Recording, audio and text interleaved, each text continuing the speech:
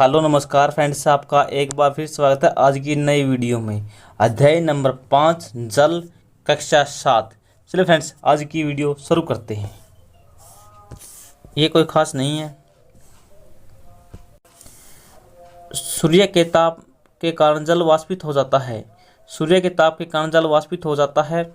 ठंडा होने पर जल वाष्प संघनित होकर बादलों के रूप में और यह सूर्य के ताप के कारण जल वाष्पित हो जाता है। ठंडा होने पर जल वाष्प संघनित होकर बादलों का रूप ले लेता है। यहाँ से वर्षा, हिम, सहिम, वृष्टि के रूप में धरती या समुद्र के नीचे गिरता है। यानी जो जल है पहले कहाँ जाता है?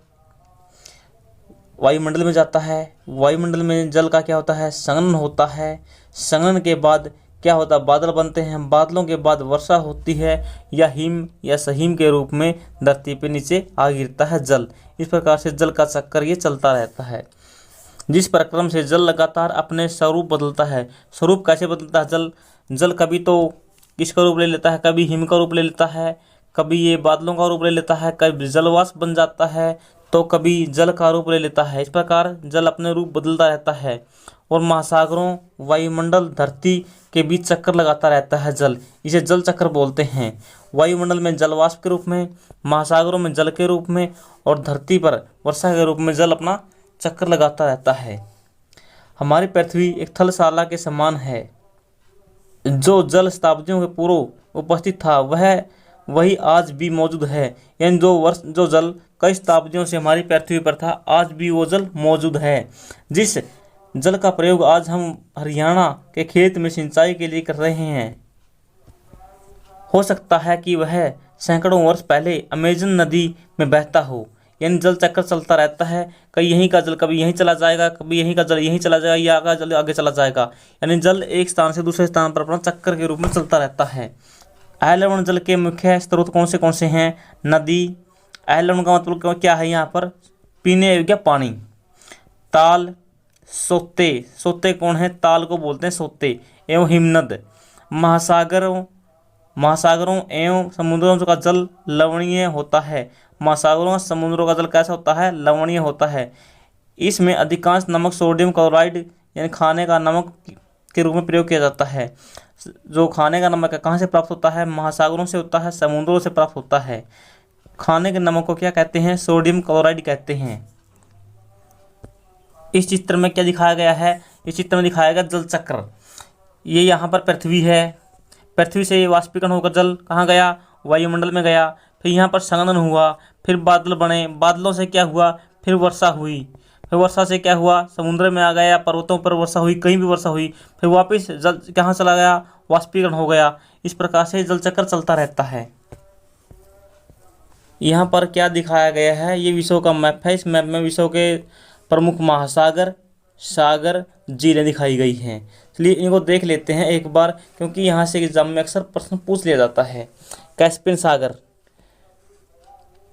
अरब सागर, बंगाल की खाड़ी, हिंद महासागर, क्या है ये? दक्षिण अटलांटिक महासागर, उत्तरी अटलांटिक महासागर, प्रशांत महासागर, इधर भी प्रशांत महासागर है। कोरल सागर कहाँ पर है? ऑस्ट्रेलिया के पास में है। कोरल सागर ऑस्ट्रेलिया के पास में है। काला सागर कैस्पियन सागर के पास में है। इधर भूमध्य सागर है। लाल सागर कहाँ पर है? फारस की खाड़ी में है। और कौन सा दिखाया गया है? नील नदी दक्षिण अफ्रीका में है। कांगो नदी, विक्टोरिया, नाइजर, ये बहुत सी नदियाँ दिखाई गई, झीलें दिखाई गई हैं। जल का वितरण दिखाया गया है। हम सभी जानते हैं कि पृथ्वी की सतह का 3/4 भाग जल से ढका हुआ है। 3/4 का मतलब है यानी 100 में से तीसरा हिस्सा जल से है। एक हिस्से पर क्या है? पृथ्वी है। 70% जल है। लगभग 30% पर क्या है? पृथ्वी है। यदि धरती पर थल की अपेक्षा, थल को यहाँ पर सतह से लिया गया है, जल अधिक है, तो अनेक देशों में जल की कमी का सामना क्यों करना पड़ता है? हमारी पृथ्वी पर मौजूद संपूर्ण जल बहुत उपलब्ध है। महासागरों में कितना जल है? 97%। और बर्फ़ के रूप में 0.2, भूमिगत 0.68, झीलों में 0.009 और आगे कौन सा है, नमकीन झीलें 0.009। इस प्रकार से 100% जल होता है। नदियों में मात्र 1% जल है। इधर बॉक्स में क्या दिखाया गया है, लवणता 1000 ग्राम जल में मौजूद नमक की मात्रा होती है। महासागर की औसत लवणता 35 भाग प्रति 1000 ग्राम है। यानी 1000 ग्राम जल पे 35 प्रति 1000 ग्राम किसकी मात्रा है, लवणता की मात्रा मापी जाती है। 1000 बटे में 35 याद रखेंगे यहाँ से। इस बॉक्स में क्या दिया है, इजराइल के मृत सागर में 340 ग्राम प्रति लीटर लवणता है। इजराइल के मृत सागर है, इसमें लवणता कितनी है, 340 ग्राम प्रति लीटर। तैराक इसमें तैर नहीं सकते हैं। पल्लो का मतलब है तैरना, क्योंकि नमक की अधिकता के कारण इसमें सघन होता है। ये नोट इम्पोर्टेंट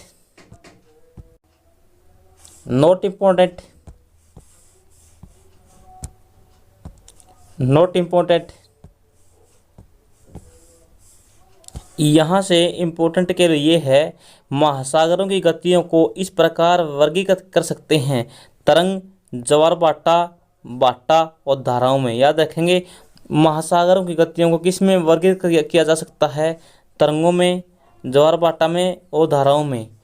सबसे इम्पोर्टेंट पॉइंट यहाँ पर लिखा है, 22 मार्च को विश्व जल दिवस मनाया जाता है।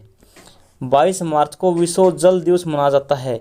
इसकी याद, एक ट्रिक याद करने की, हम लिखते हैं कि जल की बूंद बूंद बचाएं। बूंद को 2 बार लिखा जाता है, बूंद बूंद 2 बार लिखा जाता है। 2 बार का मतलब है 22।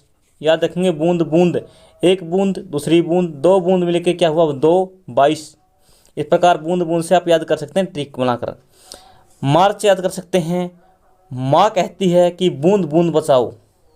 माँ कहती है कि बूंद बूंद बचाओ, 22 मार्च विश्व जल दिवस।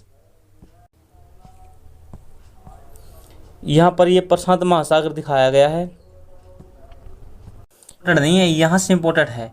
जब महासागरीय सतह पर जल लगातार उठता और गिरता रहता है उसे तरंग कहते हैं। ये जो महासागरीय या महासागर है यहाँ पर, और यहाँ पर हवा आई, हवा के द्वारा जल को ऊपर उठाया गया फिर नीचे गिराया गया, इस प्रकार क्या कहते हैं, इसको तरंग कहते हैं। यानी आप गांव में तालाब में खेलते हैं, जब उसमें आपकी गेंद गिरती है तो एक लहर सी बनती है, तरंग सी बनती है, उसे बोलते हैं तरंग। या कोई आप पानी में ईंट फेंक देते हैं तो उससे एक तरंग सी उठती है, उसे ही बोलते हैं तरंग। यहाँ पर क्या लिखा है, जब समुद्री सतह पर पवन बहती है, ये पवन बह रही है यहाँ पर को,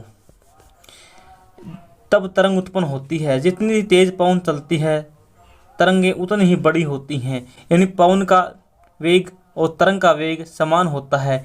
पवन तेज चलेगी तो तरंग का वेग भी अधिक होगा और तरंग उतनी ही अधिक ऊंची उठेगी। यानी पवन पे डिपेंड करती है तरंग की ऊंचाई, लंबाई और वेग।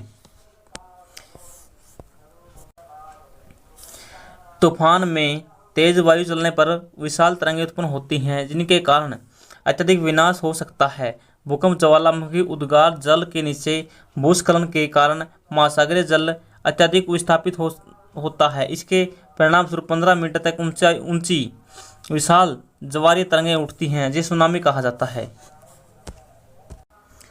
यहाँ पर क्या बात कही गई है कि जो विशाल तरंगें हैं वो कैसे उठती हैं, भूकंप के कारण, ज्वालामुखी उद्गार के कारण या जल के नीचे भूस्खलन के कारण महासागरीय जल विस्थापित होता है। विस्थापित मतलब यहाँ से जल यहाँ पर चला जाता है नीचे के नीचे, इससे क्या उठती है, तरंग उठती है।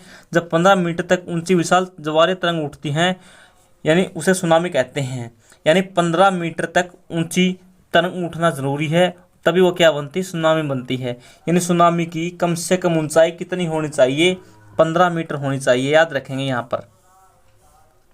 अब तक सबसे विशाल सुनामी आई है, उसकी ऊंचाई कितनी थी, 150 मीटर, याद रखेंगे। अब तक की सबसे ऊंची सुनामी की ऊंचाई कितनी थी, 150 मीटर। ये तरंगें 700 किलोमीटर प्रति घंटा की रफ्तार से चलती हैं, यानी 700 किलोमीटर प्रति घंटा की रफ्तार से दौड़ती हैं। कौन, तरंगें किसकी, सुनामी की।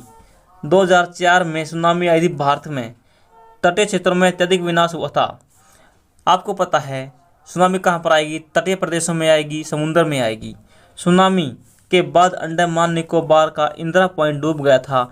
इंदिरा पॉइंट कब डूबा था? जो अंडमान निकोबार में भारत का लास्ट पॉइंट था, 2004 की सुनामी में डूबा था। यहाँ पर क्या दिया है, चले पढ़ते हैं। सुनामी जापानी भाषा का शब्द है। सुनामी किस भाषा का शब्द है? याद रखेंगे, जापानी। जिसका अर्थ क्या होता है? पोतसराय तरंग। क्योंकि सुनामी आने पर पोतसराय नष्ट हो जाते हैं। ये याद रखेंगे, यहाँ से एग्जाम पूछा जाता है। सुनामी जापानी भाषा का शब्द है। इसका अर्थ क्या है?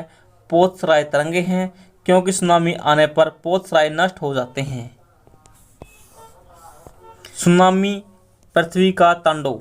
26 दिसंबर 2004 को हिंद महासागर में सुनामी तरंगें अथवा पोतसराय तरंगों के कारण अत्यधिक विनाश हुआ था। ये तरंगें उस भूकंप का परिणाम थी जिसका केंद्र सुमात्रा में था। 2004 में जो भूकंप आया था 26 दिसंबर को, इसका केंद्र कहाँ पर था? सुमात्रा में था। इस भूकंप की तीव्रता कितनी थी? 9.0 थी, यानी बहुत भयंकर भूकंप था। ये भारतीय प्लेट और बर्मा प्लेट के नीचे धंस गई थी। यानी जो भारतीय प्लेट थी, ये भारतीय प्लेट और यह बर्मा प्लेट है, इस प्लेट के नीचे धंस गई थी। यह प्लेट समुद्र में एक असमत यानी अचानक गति उत्पन्न हो गई थी। इस कारण यह भूकंप आया। महासागरीय जल लगभग 10 से 20 मीटर तक विस्थापित हो गया था। 10 से 20 मीटर जल आगे पीछे हो गया था, नीचे की ओर झुक गया था। इस विस्थापन के कारण निर्मित अंतराल को भरने के लिए विशाल मात्रा में महासागरीय जल उसी ओर बहने लगा। फलस्वरूप दक्षिणी एवं दक्षिण पूर्वी एशिया के समुद्र तटों पर हटने लगे। भारतीय प्लेट बर्मा प्लेट के नीचे चली गई। भारतीय प्लेट बर्मा प्लेट के नीचे चले जाने वाले जल वापस समुद्र तट की ओर लौटा। यह सुनामी लगभग 800 किलोमीटर प्रति घंटा की रफ्तार से चली थी। यानी 800 किलोमीटर प्रति घंटा की रफ्तार से यहाँ पर सुनामी चली थी, लहर चली थी, तरंग चली थी। जिसकी तुलना व्यावसायिक वायुयानों से की जाती है। जो व्यावसायिक वायुयान होते हैं, जो चलते हैं, उनकी गति 800 किलोमीटर घंटा के आसपास होती है। इसके परिणाम स्वरूप हिंद महासागर में कुछ द्वीप पूर्णतः डूब गए थे। भारतीय सीमा का ध्रुव दक्षिण बिंदु इंदिरा पॉइंट अंडमान निकोबार द्वीप समूह में डूब गया था। आगे क्या बताया है? सुमात्रा में भूकंप के अधिकेंद्र से तरंगे सुमात्रा की तरफ से अंडमान द्वीप और श्रीलंका की ओर बढ़ने लगी। यानी तरंग कहाँ पैदा हुई?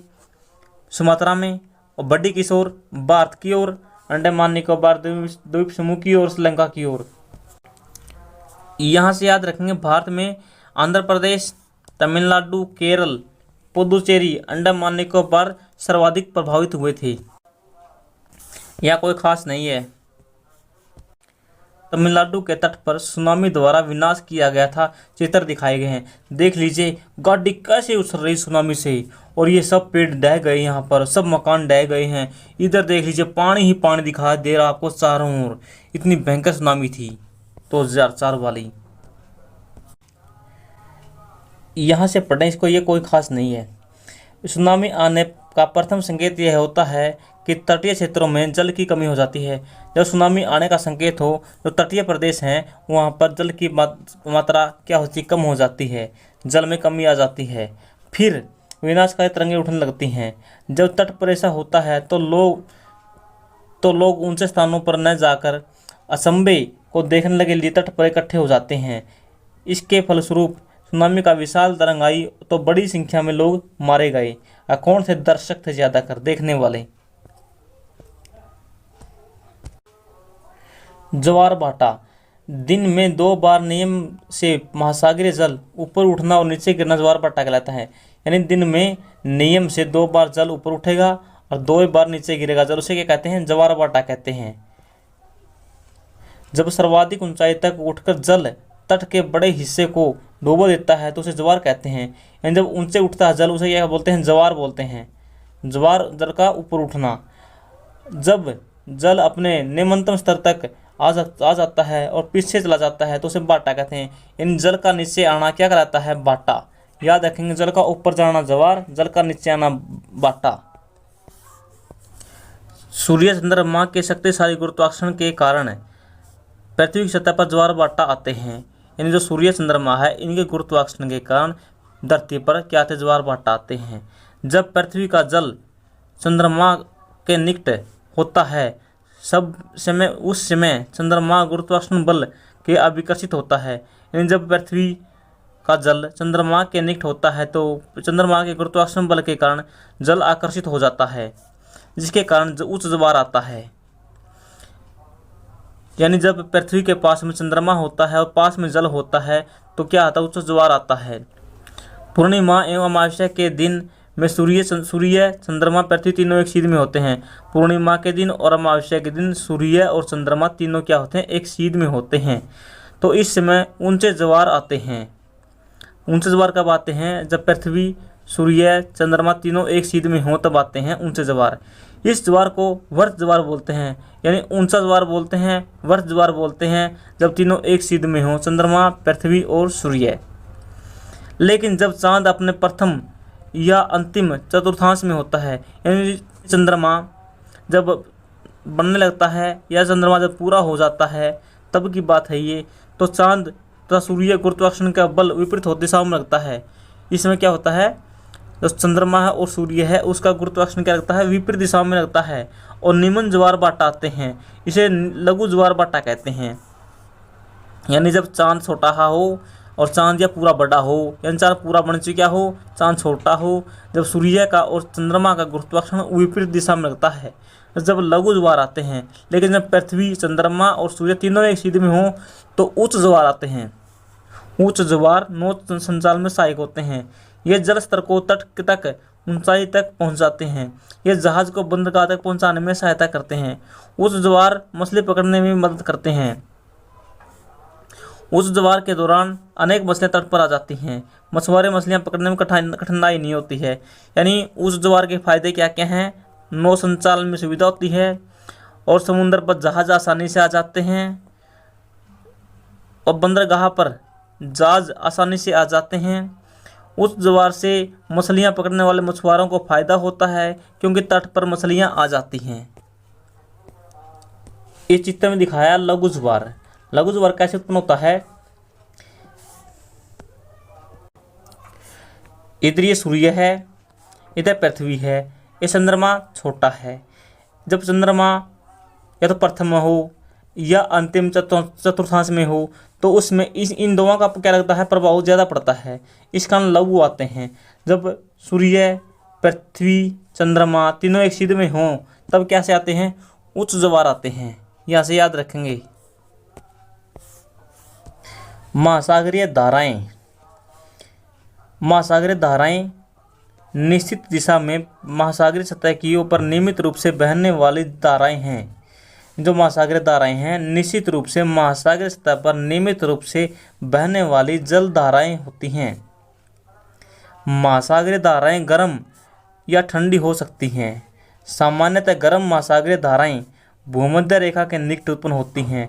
महासागरीय धाराएं कहाँ पर उत्पन्न होती हैं, महासागरीय गर्म धाराएं कहाँ पर उत्पन्न होती हैं, भूमध्य रेखा के पास उत्पन्न होती हैं और बहती की तरह ध्रुवों की तरफ।